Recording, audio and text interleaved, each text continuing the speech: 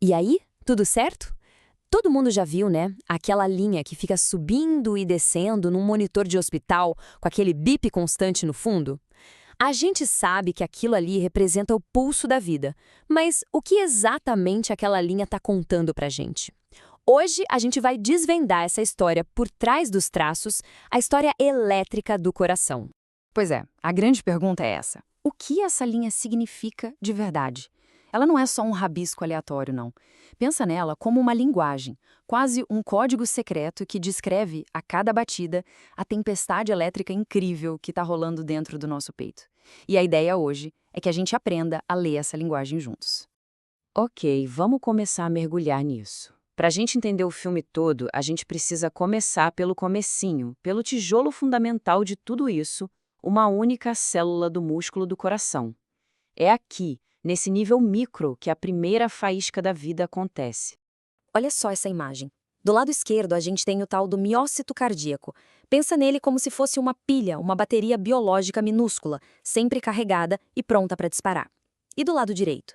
Esse gráfico aí, o potencial de ação, mostra exatamente o momento em que essa bateria dispara, liberando um sinal elétrico. Tudo se resume a íons, que são umas partículas com carga elétrica entrando e saindo da célula numa velocidade absurda. Agora, vamos colocar essa faísca em câmera lenta para a gente entender o que acontece. Primeiro, a célula está lá, em repouso, tranquila, eletricamente negativa por dentro. Aí, de repente, é como se abrisse uma porta. Um monte de íons de sódio entra correndo na célula. Pá! Essa é a despolarização. A carga se inverte e o interior fica positivo. É o start, o momento em que o interruptor é ligado. Depois, para segurar essa energia por um tempinho, o cálcio começa a entrar. É a fase de platô, que é super importante para dar tempo do coração bombear o sangue. E por fim, para se preparar para o próximo ciclo, o potássio sai e a célula volta a ficar negativa. É a repolarização, o reset. Esse ciclo todo, em 4 etapas, é o motor de cada batida do nosso coração. Certo, uma faísca sozinha é bem interessante, mas o coração tem milhões delas.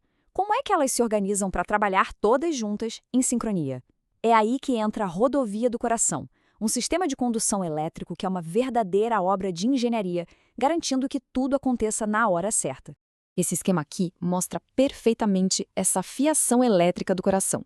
É uma rede de células especiais que conduzem o impulso elétrico de um jeito super rápido e preciso.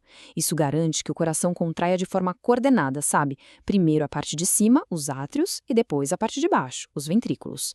É como uma bomba perfeitamente sincronizada. E aqui está o mapa dessa viagem elétrica. O sinal nasce lá no topo, no nó sinoatrial, que é o marca-passo natural do coração. De lá, ele se espalha pelos átrios, fazendo eles se contraírem. Em seguida, o sinal chega numa espécie de pedágio, o nó atrioventricular. E aqui acontece uma pausa que é importantíssima para dar tempo dos ventrículos se encherem de sangue. Depois dessa paradinha estratégica, o sinal dispara pelo feixe de His e seus ramos e finalmente se espalha como um raio pelas fibras de Purkinje, que fazem os ventrículos se contraírem com aquela força toda que a gente conhece, bombeando sangue para o corpo inteiro. Então, beleza. A gente tem toda essa atividade elétrica complexa acontecendo lá dentro do coração. Mas a pergunta é: como é que a gente consegue medir isso aqui de fora só com os eletrodos colados na pele? Bom, é aí que a física entra em jogo. O campo elétrico que o coração gera é tão potente que ele não fica contido lá dentro. Como esse desenho mostra, ele irradia através dos tecidos do corpo em todas as direções. São como pequenos ecos elétricos que viajam até chegar na superfície da pele. E é aí que os eletrodos conseguem captar esses sinais. O conceito-chave por trás disso é que o nosso corpo funciona como um condutor volumétrico. Nossos tecidos são cheios de água e sais minerais, o que os torna ótimos condutores de eletricidade. É exatamente essa propriedade que faz o eletrocardiograma, o ECG, ser possível. Bom, e agora chegou o grande momento. A gente já entendeu de onde o sinal vem, como ele viaja pelo coração e como ele chega na pele. Agora, vamos finalmente traduzir aqueles rabiscos. Chegou a hora de decodificar o traçado do ECG. Mas antes de ir direto para as ondas, um detalhe rápido, mas super importante. Geralmente se usam várias derivações, que são basicamente eletrodos em posições diferentes. Cada um deles oferece uma perspectiva, um ângulo diferente da mesma atividade elétrica.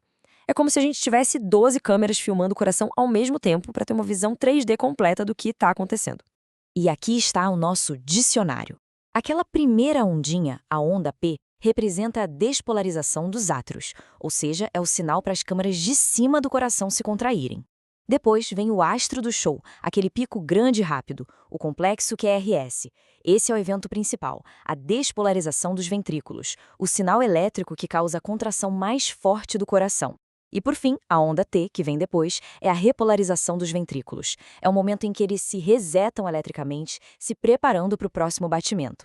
Certo. Agora a gente precisa falar sobre um dos pontos mais importantes e que, olha, costuma gerar muita confusão. O que o ECG mede de verdade? O ponto crucial, e se tem uma coisa para guardar dessa nossa conversa, é essa aqui. O ECG mede a eletricidade, ou seja, o sinal para contrair, e não a contração do músculo em si. Pensa num maestro regendo uma orquestra. O ECG mostra os movimentos do maestro, a ordem para tocar, mas ele não mede o som que a orquestra de fato produz.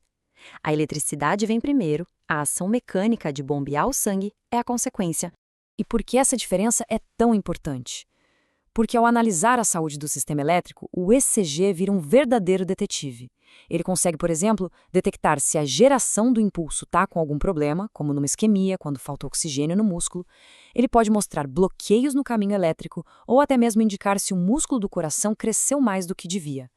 A eletricidade é a chave para o diagnóstico. E isso tudo leva a gente de volta para a nossa reflexão final. Como é que uma imagem, que parece tão simples, uma linha num papel, consegue revelar tanta coisa sobre a saúde e o funcionamento do nosso órgão mais vital? É a beleza de um sistema que vai da dança dos íons dentro de uma única célula até um diagnóstico que pode salvar vidas. Tudo isso contado através de uma história elétrica.